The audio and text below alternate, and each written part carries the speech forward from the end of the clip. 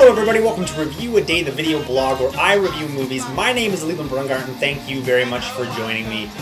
Big news, the first episode of the Nitpick It podcast, the official podcast of my blog website that I started with a couple of my friends, nitpickit.com. We've recorded our first official episode. I've edited it already. It's in the can. I'm going to actually be posting it right when I'm done uploading this top 10 list. So make sure to head over to nitpickit.com, Nitpicket, to listen to the first episode of our podcast. We talk about the Golden Globes. We talk about a lot of the big Oscar contenders of the year and some of our favorite things we saw this year. So head over to nitpicket.com to check that out. I finally did it. I got together my top 10 list. Dragged my feet. It took me a while, but I have a top 10 list. I will say I didn't see everything this year. There's a ton of movies I wish I could have seen before I made this list. So don't kill me if I left your favorite film of the year off the list. I'm going to start actually with my honorable mentions, films that didn't make my list that I think are very great. And I'm just going to list them. I'm not going to really say anything about them. But the films that I gave honorable mentions to are The Orphanage, which kind of came out this year, Tropic Thunder, Iron Man, Cloverfield, Milk, Hellboy 2, The Fall, Revolutionary Road, Dear Zachary, The Foot Fist Way, and Vicky Cristina, Barcelona. I'm going to kick this off and start with my number 10 film of the year, which is a film directed by Michael Haneke, and it's Funny Games. This is the film that stars Naomi Watts, Tim Roth, Brady Corbett, and Michael Pitt. I have a hard time actually recommending this film to people because I don't think a lot of people are going to like this movie. Michael Haneke, his style of filmmaking, a lot of people really hate and find angering when they watch the films. Caché is a really great example of this, and Funny Games also.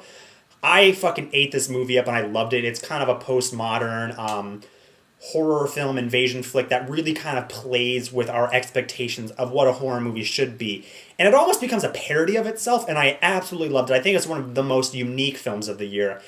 And I had to put it on my top 10 list because I loved it and I didn't see anything else like it. And Michael Haneke is one of those directors who really just every single film he makes is so different. They feel like all of his films feel like the next one do, but if that makes any sense. But he makes unique films. I have a mountain of respect for him as a director. When I was making this top 10, though, I was really thinking with my brain a lot of the time. I was like, Milk has to be in my top 10, Revolutionary Road. And I decided to not put those in my top 10 because I don't think I'm going to rewatch those films. So I'm picking kind of with my heart in this top 10 of films that I'm going to be watching for a long time and films I'm going to watch over and over and over again. And my number 9 pick is Forgetting Sarah Marshall, which is directed by Nicholas Stoller, and it's the film starring Jason Segel, who actually wrote the film as well. I went through a breakup this year, and I have to say that Forgetting Sarah Marshall perfectly captures what it is to get dumped and to try and move on from relationships. The movie is absolutely hysterical. It's really sweet. It's a great romantic comedy. It reminds me a lot of There's Something About Mary, which is one of my other favorite romantic comedies. But there's a couple moments in this film that really are incredibly insightful and I think it makes it really special. And there's these moments in the film when Jason Segel flashes back in time and he's thinking of his relationship that he had with Sarah Marshall, played by Kristen Bell, who's fantastic and hilarious in the film. And he's remembering like them playing DDR and them kind of like making out and having a really good time, all these really fond memories.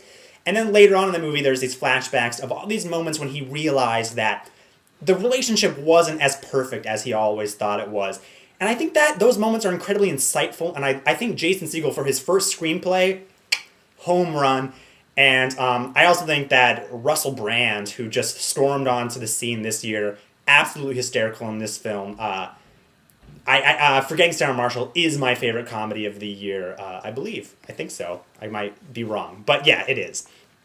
My number 8 film is Man on Wire, which is directed by James Marsh, and is actually a film I didn't do a review of. I watched it during the 2 weeks between Christmas and the 2 weeks around Christmas and New Year's when I really wasn't doing too many reviews. Man on Wire is a true story. It's a documentary about a French man named Philippe Petit, who years and years before the World Trade Centers were ever built, he saw a mock-up drawing of them, and he is a tightrope walker, and he said, I have to tightrope walk between those. And Man on Wire is the documentary of how he and this group of people broke into the World Trade Centers in the 70s, shot a wire between the two buildings, and he tightrope walked back and forth for like 45 minutes.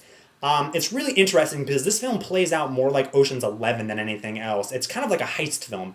You see these people break in, you see every step of the plan. It's absolutely fascinating. And I was really struck how beautiful this film is. It's an absolutely beautiful documentary. Philippe Petit is a really inspirational person to listen to speak, and he talks about how if he was going to die, he would want to be walking the tightrope between the World Trade Centers. And it's inspiring and beautiful.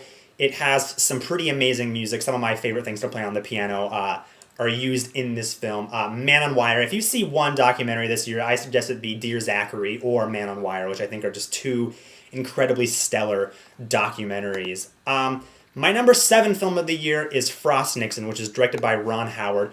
Frank Langella and Michael Sheen, I believe his name is, phenomenal performances. What I really liked about this, and I think one of the reasons I put this on my top 10 and not Milk, was because I loved Milk, and I actually gave...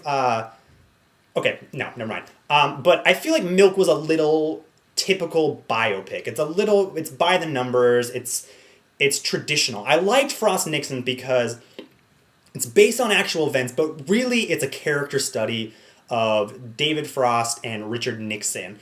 And the scenes of the interviews between the two characters, it was so tense, and the performances from Frank Langella is stellar. He is absolutely fantastic. Michael Sheen really dominates, I would say, the first half of this film, and I was like, he's great in this movie. I was like, Frank Langella's getting all this talk, but the second half of the movie, Frank Langella, amazing. You completely forget that Michael Sheen was so great in the first half. Me and my friend were talking in our podcast about how it's very sad that Frank Langella probably will not win Best Actor. I don't even know if he'll get nominated or not because there were so many top-notch performances this year. My number 6 film is JCV, directed by Mabrouk El Marashi. I don't know if that's right, but this really is the year of resurrected performances. Mickey Rourke and Jean-Claude Van Damme burst back onto the scene.